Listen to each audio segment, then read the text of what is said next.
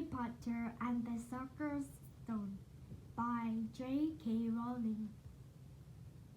Chapter 1. The Boy Who Lived. Mr. and Mrs. Dudley of Number 4 Private Drive were proud to say that they were perfectly normal, thank you very much.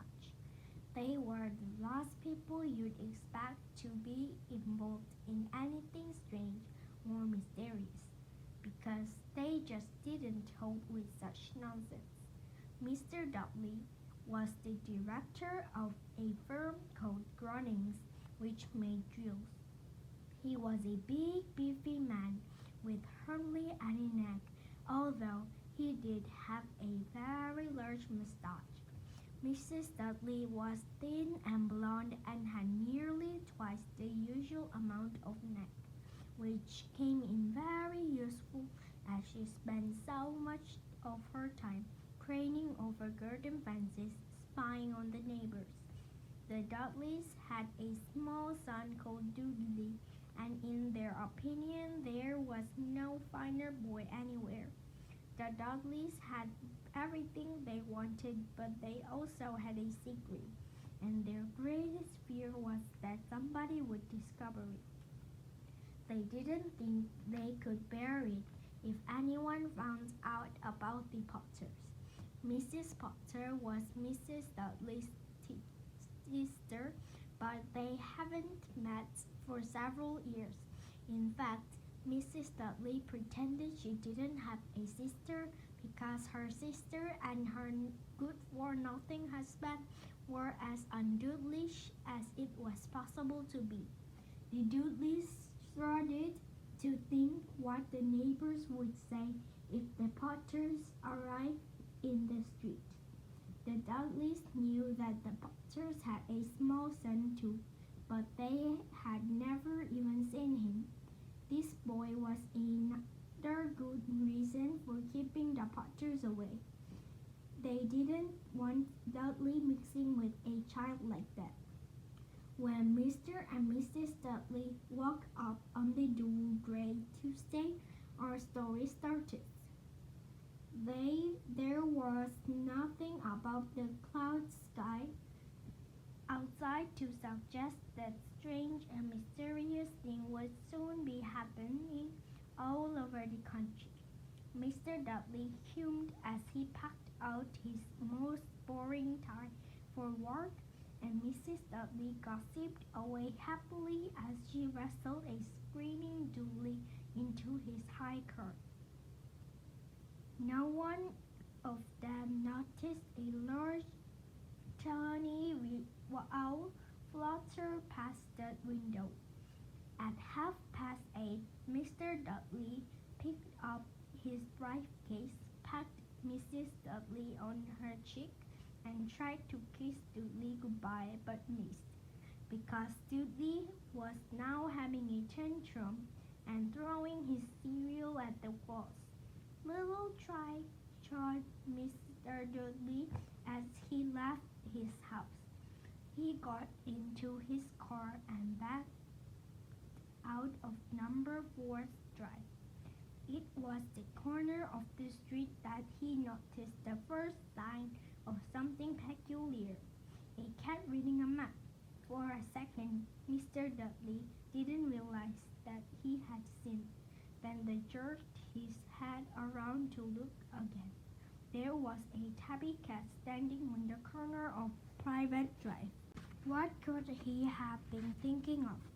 It must have been a trick of the light. Mr. Dudley's blinked and stared at the cat. He stared back. As Mr. Dudley drove around the corner and up the road, he watched the cat in his mirror. It was now reading the sign that said Private Drive. Now looking at the sign, cat couldn't read maps or signs. Mr. Dudley gave himself a little shake and put the cat out of his mind.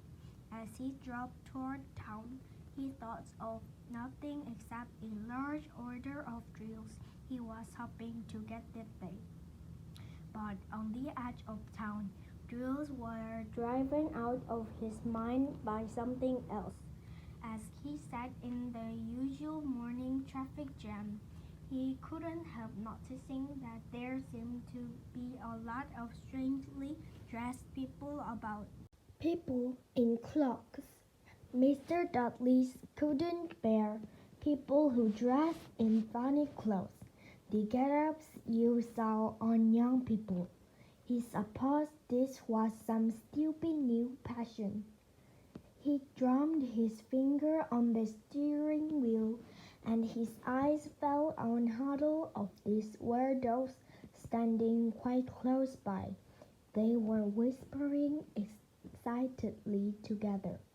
Mr. Dudley was enraged to see that a couple of them weren't young at all. Why that man had to be older than he was and wearing an emerald green cloak. The nerve of him. But then it struck Mr. Dudley that this was probably some silly stunt. These people were obviously collecting for something. Yes, that would be it. The traffic moved on a few minutes later. Mr. Dudley arrived in the Grunnings parking lot. He minded back on Jules. Mr. Dudley always sat with his back to the window in his office on the 9th floor.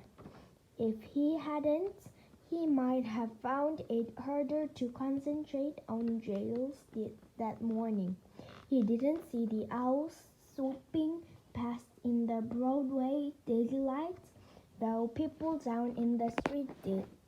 They pointed and gazed open-mouthed at owls spat overhead. Most of them had never seen an owl, even at night time. Mr. Dudley, however, had a perfect normal owl-free morning. He yelled at 5 different people. He made several important telephone calls and shouted a bit more. He was in a very good mood until lunchtime, when he thought he'd stretch his leg and walk across the road to buy himself a bun from the bakery. He'd forgotten all about the people in cloaks until he passed a group of them next to the baker's. His eyes them angrily and he passed. He didn't know why, but they made him uneasy. This bunch were whispering excitedly too, and he couldn't see a single collecting tin. It was on his way back past them, clutching a large donut in a bag, that he caught a few words of what they were saying. The Potters. That's right. That's what I heard. Yes, their son, Harry. Mr. Dudley stopped dead. Fear flooded him. He looked back at the whispers as if he wanted to say something to them. But though better of it, he dashed back across the road, hurried up to his office, snapped at the security not to disturb him, seized his telephone and had almost finished dialing his home number when he changed his mind. He put the receiver back down and stroked his mustache, thinking no, he was being stupid. Potter wasn't such an unusual name. He was unsure there were lots of people called Potter who had a son called Harry. Come on, think of it. He wasn't even sure he had a son called Harry. He'd never have even seen the boy. It might be Harvey or Harold. There was a point in worrying Mrs. Dudley. She always got so upset at any mention of her sister. He didn't blame her if he had a sister like that, but all the same, those people in cloaks. He found it a lot harder to concentrate in the drills that afternoon, and when he left the building at 5 o'clock, he was still so worried that he walked straight into someone just outside the door. Sorry, he grunted as the tiny old man stumbled and almost fell. It was a few seconds before Mr. Dudley realized that the man was wearing a violet cloak.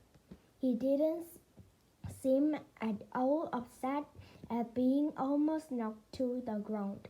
On the contrary, his face built into a wide smile, and he said in a squeaky voice that made possibly stare, "Don't worry, my dear sir, for nothing could upset me today. Rejoice, for you know who has gone at last. Even muggles like you should be celebrating this happy, happy day." And the old man hugged Mr. Dudley around the middle and walked off. Mr. Dudley stood rooted to that spot. He had been hugged by a complete stranger. He also thought he had called a muggle. Whatever that was, he was rattled. He hurried to his car and set off for home, hoping he was imagining things which he had never hoped before because he didn't approve of imagination. As he pulled into the driveway number 4, the first thing he spotted that morning, it was now sitting on his garden wall. He was sure it was the same one. It had the same markings around its eye. "Shoo!" said Mr. Dudley loud. The cat didn't move. It just gave him a stern look. Was this normal cat behavior? Mr. Dudley wondered, trying to pull him together. He let himself into the house. He was still determined not to mention anything to his wife. Mrs. Dudley had a nice normal day. She told him over dinner all about Mrs. Next Door's problem with her daughter and how Dudley had learned a new word, want. Mr. Dudley tried to act normally. When Dudley had been put to bed, he went into the living room in time to catch the last report on the evening news. And finally, bird watchers everywhere had reported that the nation owls had been behaving very unusually today. Although owls normally hunt at night and are hardly ever seen in daylight, there have been hundreds of sightings of this bird flying in every direction since sunrise. Experts are unable to explain why the owls had suddenly changed their sleeping pattern. The newscaster allowed himself a grin. Most mysterious, and now over the Jim McGuffin with the weather. "Going to be any more showers of owl tonight, Jim?" "Well, Ted," said the weatherman, "I don't know about that, but it's not only the owl that have been acting oddly today. Viewers as far as at Kent, Yorkshire, and Dundee have been phoning in to tell me that instead of the rain I promised yesterday, they had a downpour of shooting stars. Perhaps people had been celebrating bonfire night early. It's not until next week, folks, but I promise a wet night tonight." Mr. Dudley sat frozen in his armchair. Shooting stars all over Britain, owls flying by daylight, mysterious people in cloaks all over the place, and a whisper about potters. Mrs. Dudley came into the living room carrying 2 cups of tea.